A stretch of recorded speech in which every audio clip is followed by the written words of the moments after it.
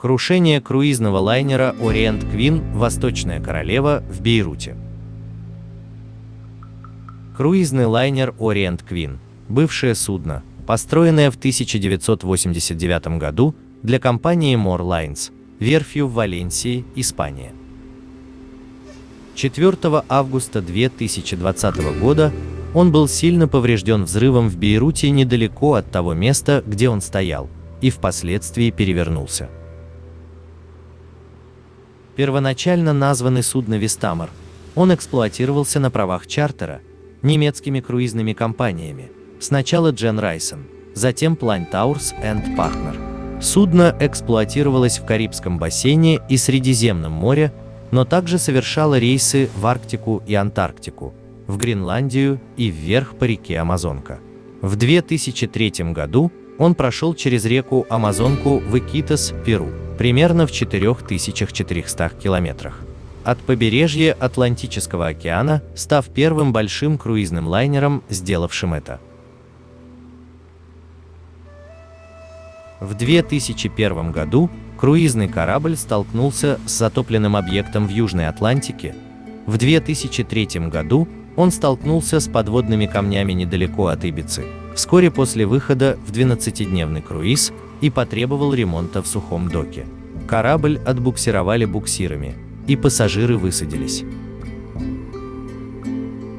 В 21 веке его собственность много раз менялась, но в основном им по-прежнему управляла компания Plain Tours. В 2012 году он был переименован и приобретен ливанской Абу Мерхи Групп. Порт приписки судна был Бейрут, и он обычно работал в Восточном Средиземноморье, заходя в порты Греции и Турции. Круизное судно Orient Queen прибыл в Бейрут 27 июня 2020 года после 22-дневного плавания из порта Короля Абдаллы в Саудовской Аравии. 4 августа 2020 года круизный лайнер Orient Queen, стоявший у причала в порту Бейрута в Ливане, было серьезно повреждено и затонул после двух очень сильных взрывов аммиачной селитры. Корабль был оставлен креном по правому борту. 2 члена экипажа, граждане Филиппин, погибли, и еще 7 получили ранения. Член экипажа, опрошенный после взрыва, заявил: корабль полностью разрушен. Каюты, кают-компания, все. Той ночью корабль перевернулся после того, как его крен ухудшился, а затем частично затонул. Несколько других кораблей были повреждены в том же инциденте. По сообщениям, в результате взрывов пострадал военный корабль БНС Биджи. Кроме того, было повреждено грузовое судно и скотовоз. В результате взрывов 2750 тонн аммиачной селитры. В порту погибло более 210 человек и было ранено более 6000 человек. Последовательность происходящей катастрофы. 4 августа после 18 часов загорелась крыша склада, и произошел большой первоначальный взрыв, за которым последовала серия небольших взрывов, которые, по словам некоторых свидетелей, звучали как фейерверк. Примерно через 30 секунд произошел колоссальный взрыв, поднявший в воздух грибовидное облако, а над городом разнеслась сверхзвуковая волна. Эта взрывная волна снесла здания возле порта и повредили судна, которые стояли на причале, и нанесла значительный ущерб большей части остальной части столицы, в которой проживает 2 миллиона человек.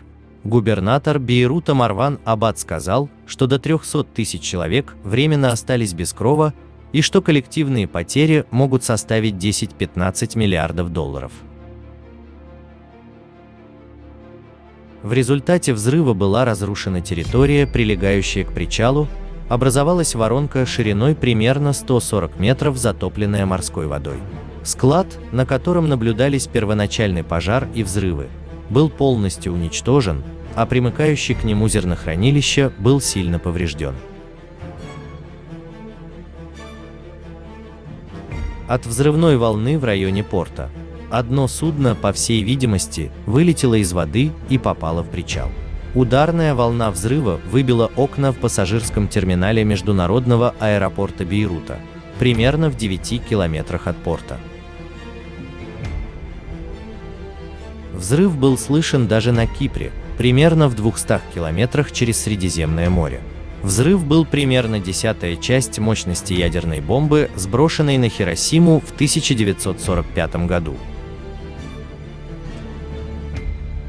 Премьер-министр Ливана Хасан Диаб обвинил во взрыве 2750 тонн аммиачной селитры, которая, по его словам, хранилась небезопасно на складе в порту. Пожар возник в результате сварочных работ, проводившихся в дыре на складе номер 12. Генеральный директор порта Хасан Карайтим подтвердил, что перед взрывом двери склада ремонтировались. Погибли более 200 человек, в том числе в порту и за его пределами. Ливанское агентство круизных лайнеров Абу Мерхи сообщило, что 2 человека погибли и 7 получили ранения, когда его корабль Orient Queen был серьезно поврежден взрывом. Президент АУН пообещал провести прозрачное расследование взрыва. После взрыва арестовано около 20 человек. Премьер-министр Диаб назвал обстоятельства, приведшие к взрыву, неприемлемыми. Через 6 дней спустя предложил своему правительству отставку. Однако он уклонился от ответственности за взрыв и вместо этого обвинил в этом укоренившуюся политическую элиту страны. Гражданин Карайтим и генеральный директор ливанской таможни Бадри Дахир заявили, что их предупреждение об опасности, которую представляет хранящийся нитрат аммония на складах, и призывы к его удалению неоднократно игнорировались. Правительство приказало чиновникам порта, которые наблюдали за хранением нитрата аммония, поместить под домашний арест до завершения расследования. Между тем, министр общественных работ Ливана сообщил телеканалу Эль-Джазира, что он узнал о наличии нитрата аммония в июле и поговорил с генеральным менеджером порта всего за 2 дня до взрыва. Ни один министр не знал, что находится в ангарах или контейнерах. «И это не моя работа», — сказал каналу Майкл Наджар, который находится на своем посту 6 месяцев. Однако президент АУН отвергал возможность проведения какого-либо международного расследования и высказывал предположение, что внешнее вмешательство посредством ракеты, бомбы или другого действия также могло привести к взрыву.